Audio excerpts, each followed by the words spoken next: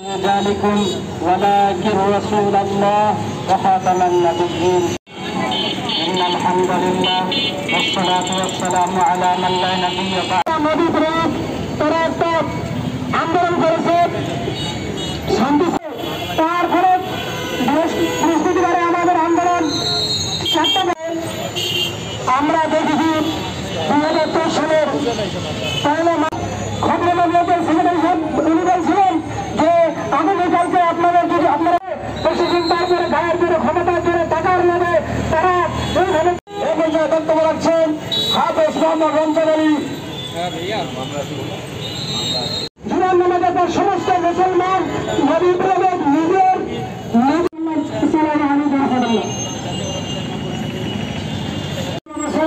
পরিষদ পত্রিকা বিকাশ করেন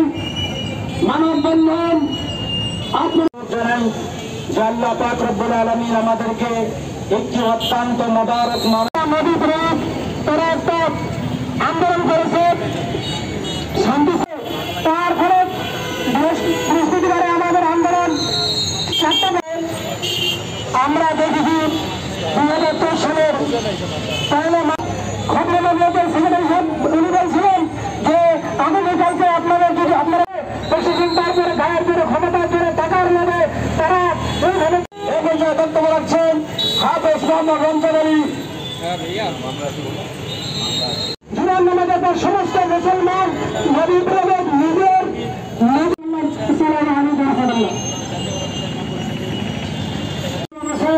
পরিষদ পত্রিকা বিকাশ করেন মানববন্ধন আপনাদেরকে আমি আপনারা 20 দিন জেল খাচ্ছি আমাদের রিমান্ডে নেওয়া হয়েছে আমি অনুরোধ করা হয় নাই বরঞ্চ তাদের কোনো বিচার হতে পারে প্রশাসনের কাছে আমার এই মিথ্যা মামলা এবং আমার সকল ভাই জনসভা বন্ধের দাবি জানাচ্ছি। তারপরে সেই দিন ছিল বৃহস্পতিবার এই সাবেক আপনার স্বৈরাচার শাসক আওয়ামী লীগ শাসকের আমল হয়েছে আমি আপনারা 20 দিন জেল খাচ্ছি আমাদের রিমান্ডে নেওয়া হয়েছে আমি অনুরোধ করা হয় নাই বরঞ্চ তাদের কোনো বিচার হতে পারে প্রশাসনের কাছে আমার এই মিথ্যা মামলা এবং আমার সকল ভাই জনসভা বন্ধের দাবি জানাচ্ছি। তারপরে সেই দিন ছিল বৃহস্পতিবার এই সাবেক আপনার স্বৈরাচার শাসক আওয়ামী লীগ শাসকের আমল ذلكم ولكن رسول الله وخاتم النبيين إن الحمد لله